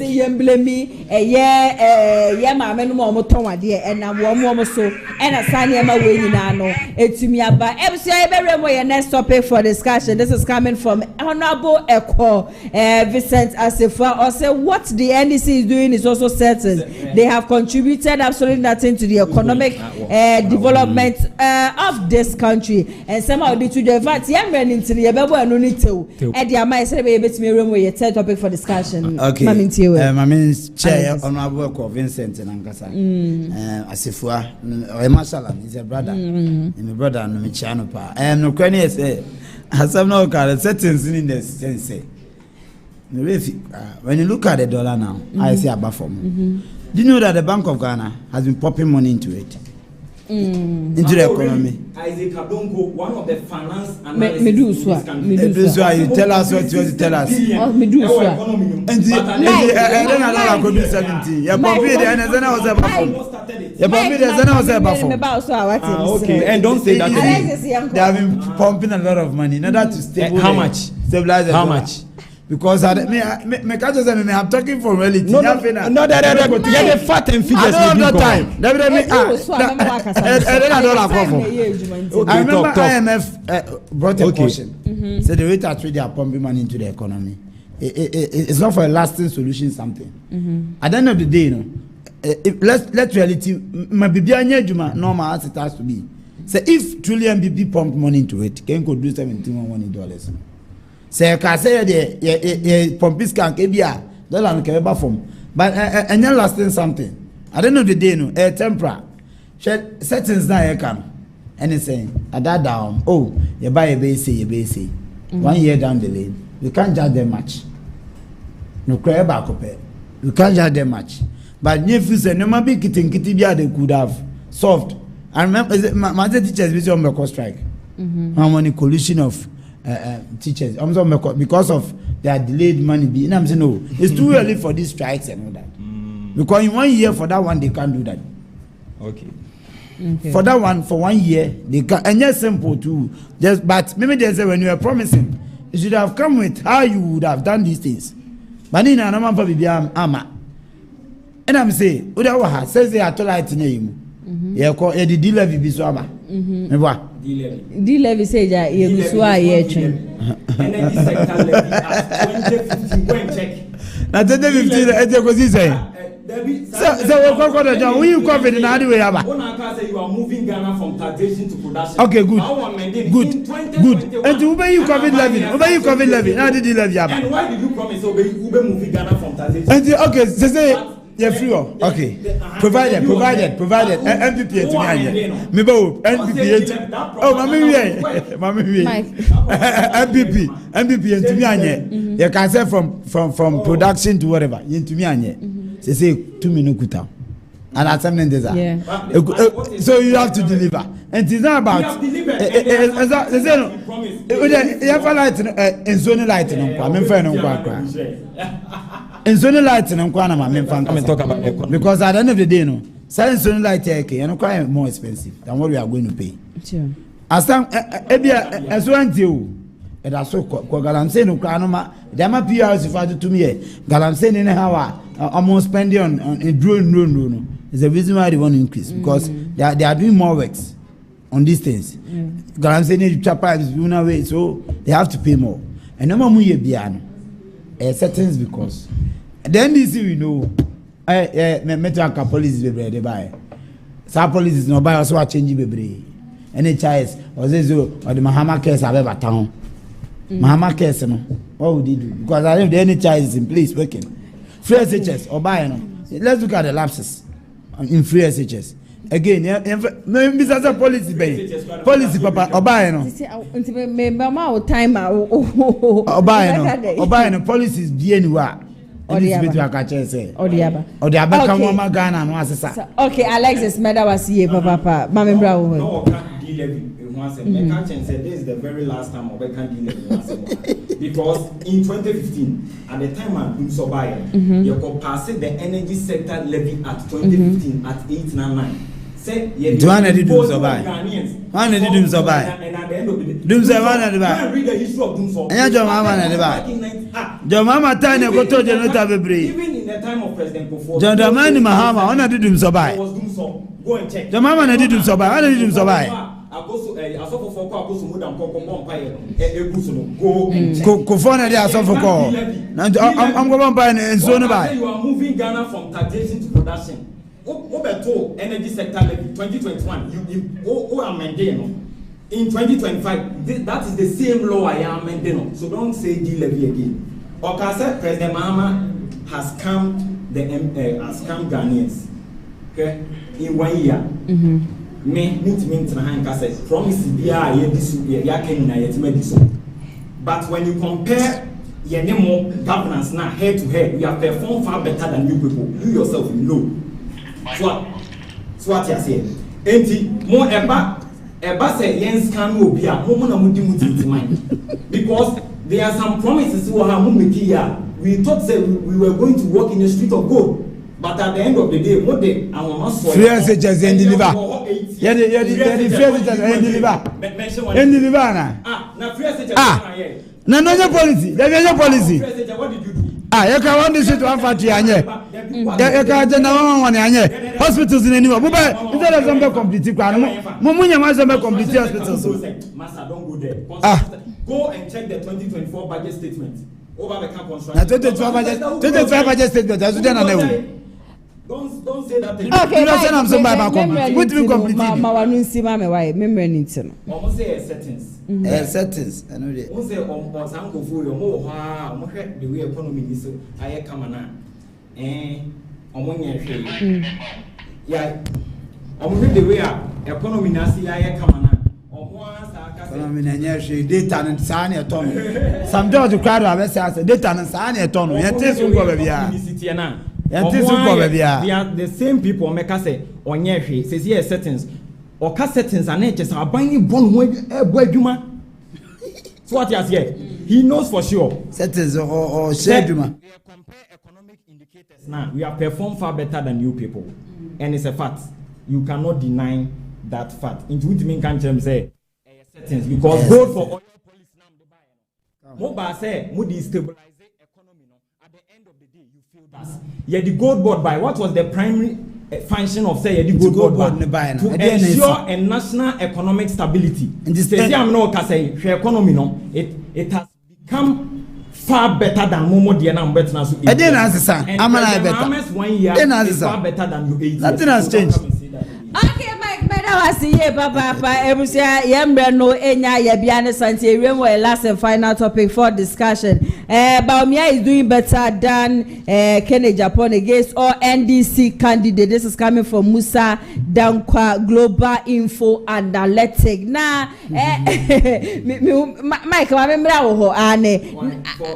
Global Info Analytic for say Bawumia. I will boy do my chair when you 19. Mo candidate am de beba cry.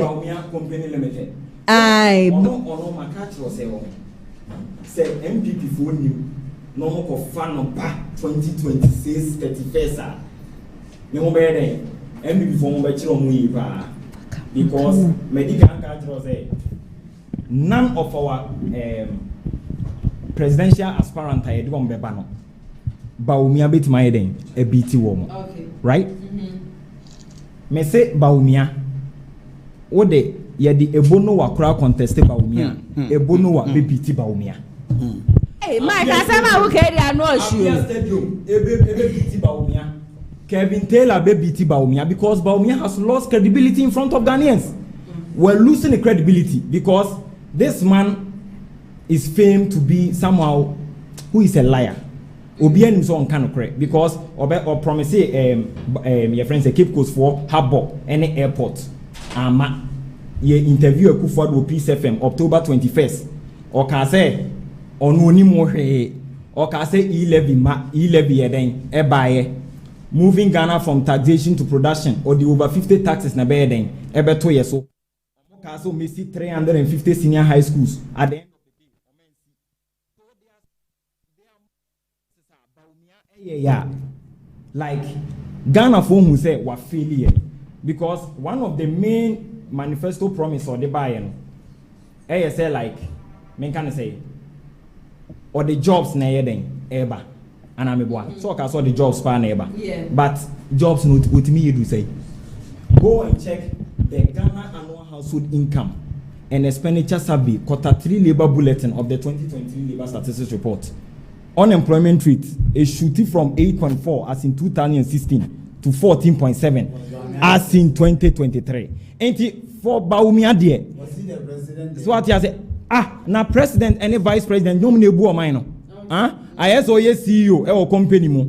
Enye no deputy na e bo adwuma no. Blame ba ye be blame CEO nko a. Deputy also can because mumienu ana moye go to article 60 clause 6 na ko say president to kwan president vice president any in charge if you don't know inti enka say na Bawumia ene no oye president every mess am cause na no Bawumia can be should be blamed. Yes. Inti na say NDC for Munsuro Bawumia kura omofa me say appear say you bet me biti Bawumia ene dem who kura bet me biti ba na me kura because we were losing the credibility. Okay. The party for no brand. Interesting. Because omunim say wa failing. Okay. There no one so wa kan ye be den ye be KDB.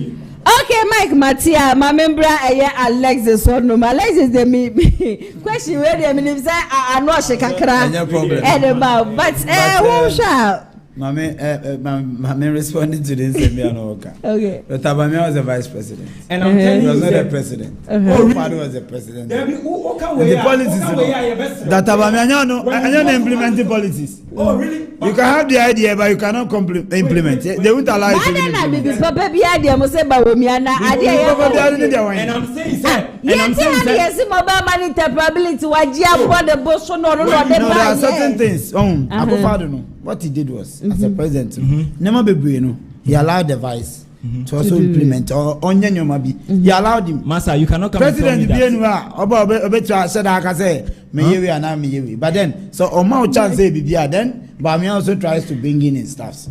But let me tackle the topic proper. Okay. I'm say Bawumia is performing better than Kennedy Agyapong in Agyapong. NPP Crusaders answer, especially Cashman, the freshest bride in the house, bridegroom in the house.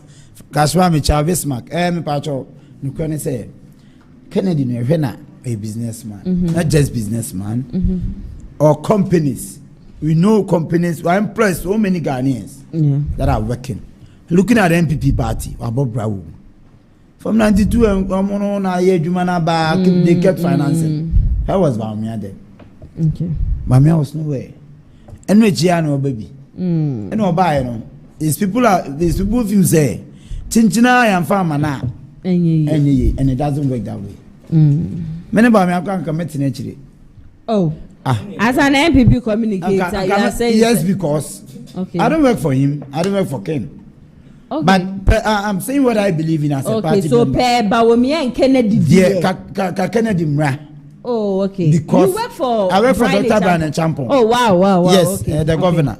Okay. And I'm here, Juma. Brian Champon cried about 1 million on team. Ono they ono see for money team.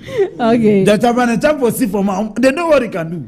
Omienu Nangasano, they trust him. Tomo Kasa, they are careful going there. Okay. And I was of the view say Kennedy near Bawumia is here compared here. As a party person, I will go for Kennedy because Kennedy has been in the party for years. One, he's not just being in the party. That was when he was supporting Mitika. We know the pickups. There was an election. On over 200 pickups. Wow. Almost all constituencies. That time they knew 200 and something. No? Again, aside that, a great number of people are employed in the companies that he has. It's another issue to talk about. Okay. Again, Bawumia came in the scene around 2012, before 2012 election. Petition. 2012 petition. Yeah, no, 2008. So be governor of deputy governor of Bank of Ghana. And no MPP. Okay, so that time, the 2012 na who 2012 na who so here Juma be is election petition. Ne who za fe there or bibi. Then there was when a running mate that they kept going. Now by akwa, wa who krom wonya one vote. Are we kidding ourselves here? Wa who krom who na president o. It mean okay. But with my many example me free stadium. Stadium na me krom. You talk about her. MPP is get this in here. 5 no back kran to am. What are we talking about? Ghana for your zombie sir. No, what are we talking about? Make mess now. Again, the fact that Bawumia comparing Kennedy. Kennedy has been an MP. Okay. For years. No kweni says you been by Juma. We expect for the government to assume. Okay. Again, Dr. Bawumia the aside vice obedi. Your party Nangasano.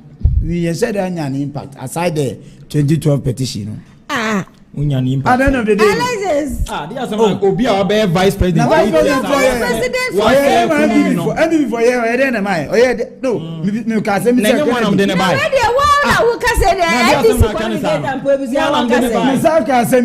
Kennedy, buy no. No, I didn't my party.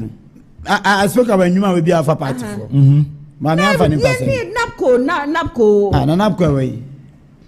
And we. Next, so be to say, what by power, we Ghana for some of our policies, as a government, don't do 100%. Okay. So if it failed somewhere, normal. We're failing in not somewhere. Failing because over 100 more. All I'm trying to say is that more 3%. For Kennedy, Agyapong, personally, though, that man is a retaliation. That's what I say about. But I see that he's also a disciplined person. Kennedy Agyapong man a chance. He's going to only discipline some time. Ghana, no, you can't just mess up and go free. However, don't worry. One Macron, Dr. Brian Beba, for Kennedy. Don't worry. But the champ of Abedi. I know the I didn't Brian Bedi hands down. That's all. 2015. I would any problem. Say what? Brian Bedi the hands down. But for Kennedy Agyapong Bawumia, I'll go for Kennedy. Because at the end of the day, no. Per water, so defeat no, you defeat any day. One of the huge defeats. Do you know why? We won't go back again. Of the economic mess. Economy in the economic sector really holds highest. Ghana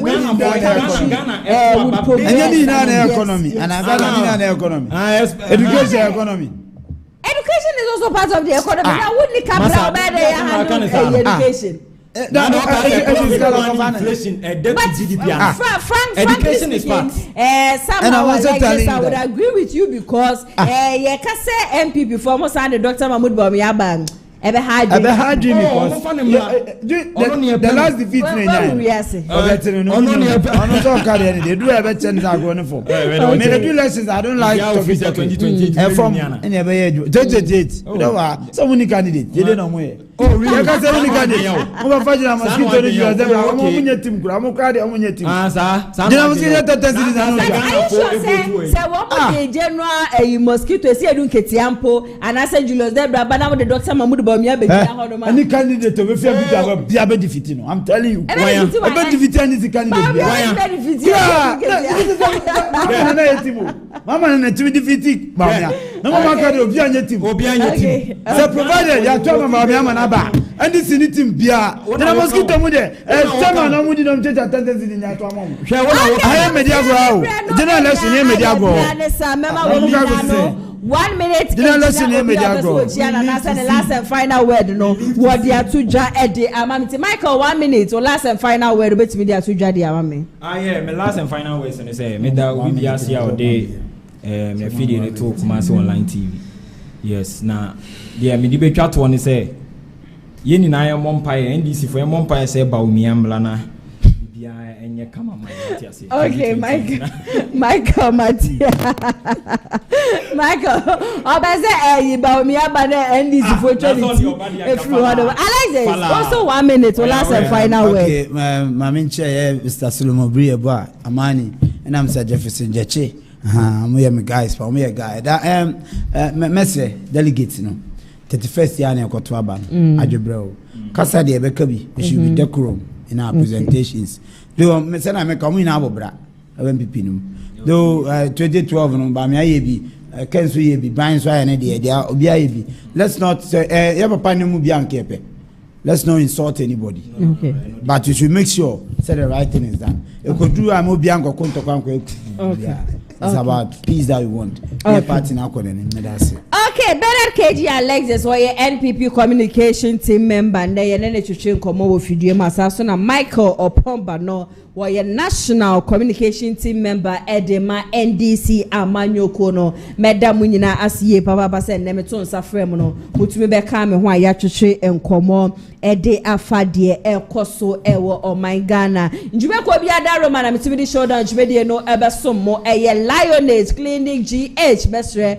wo be ma sem ewo fom wo be ma eye ketewa wo de ye full stop wo de ye koma wuntumi enwo so hu ye ewo mpem wo ya ba so a awo ho sensama da ne problem papa e de ama fibroid how wo menstrual cycle no adane something which is there and other ye yade bia da just said that should be an pachochumika kopi mo Lioness Clinic GH first ye na wo mo ema ebibidru ebetumi etu yade ni nyina no ase eye free consultation ti baby a wo bia no wo frɛ wo mo a wontua sike bia saso and a wo pe wo mechi akwaya 2 branches and Kramantem no mo sprinters saso na Kumasi hanu say no more tech maximum ye ejuma Mondays ekosi Saturdays anopa 8 a.m. edi kosi enyumbre 6 p.m. obetimi afrɛ wo mo 0559658403 and that says 0558143438 na ono wo mo atwetwe enkomo Danis garage so eso masia wo mo so se ka bia da wo pe bia no wo betumi aba bepie mu ewo wo ma hye wo mo ka asa hodro na bi ewo ho no ma betumi aba beto me pa chow wo obi memu ni ade kwa na pe ka de nya ne so no mo betwetwe enkomo ewo aba phone tentan fidie hwe ye wo phone so ano no ne twetwe enkomo a wo ba je so shonko no a kire wo de wo ba ye mfoni ni ade abeso de send ni na no etumi e de ase no be de chi akwaya be pa chow wo mo ewo Kumasi asko wo mini ti ayamas e na edi enhwe ni betumi afra wo mo 0550623377 na one wo mo atwetwe enkomo in fact ne comment ni bi e ba ye me hu na ya read our comment me hu pa na ya don't compare Bawumia to say dunketi akra. I even told the PS Stadium will beat Bawumia hands down. Okay, Bawumia is dumb for Ghana. Oh, this is too much, Emilia. Mr. Ye Papa. NDC NDC man is telling you the truth. A PS Stadium will beat Bawumia hands down. Nana ya Mahama first term. He resources brother Ibrahim Mahama. He opened cement company and the Kufuado and NPP 8 years. He couldn't resource any NPP man. NPP, why? My party, NPP. Kennedy as president, Amewu as vice president, Bawumia as a great minister, Kwesina Deji as sports minister 2028. Just one day, was share at the other crowd, at the Kennedy Akopra, Agyapong kra. And I'll see if Bawumia's team they try any move, they will be sorry. And Nanaya, do you know that your boss, CEO, Kumasi Online TV is a prophet? He said a time will come, top NPP members will come and follow Kennedy Agyapong. This is prophecy, not Nigel Gaisie. So, okay, Bright will say, wow, God bless you, that is upon. Okay, NPP delegates, please, I beg you people, please vote for Kennedy. If you say you want power, then vote massively for Kennedy, and we the Ghanaians will vote for NPP 20. 2028. Okay, wisdom speech from our Honorable Kennedy Akompreko Wahini Agyapong. Nanaya, I am highly triple connected. Okay, Eunice Matthias here. Wahima or say Ken is coming. Okay, Fosia was here. I am highly connected. Kennedy number 1. Akosia Morgan or say Francis get connected now. Okay, Nanaya, how are you doing? Good afternoon. Good afternoon. I'm very fine. Prophetic or say Nigel is lying. Please oba pasewa. Okay, Nanaya. Okay. So far, I think some comments ni be about na matume buaken kaino emrenom dia eko ankasa. Ya beda mu nyina asemu adane de nyina no moje breshan sempa ye de beso mo wo showdown dwumedie no so Yakopon hira mu nyina ye papa nyame ya adoma ekina exactly 2 p.m. and the technical issue kakra ene enya ye ntine ye ntumi anhya dwumedie na se ba dwumedie de ye sha ase 2 p.m. by 4 p.m. na ya de achese ya so dwumedie ni nyina no eso mamenda production team ni nyina se hana ATP I didn't say about one crata no nyina no ebe so me yensa so and a camera any MCR so eye kwadwo support executive producer eye Mr. Daniel Yabo me so me tire dwem ene dwumedi ebe so mo medin ene nana ya se wa nyame adoma china exactly 2 p.m. ebe so edi ehia for na ne de makra mo stay safe.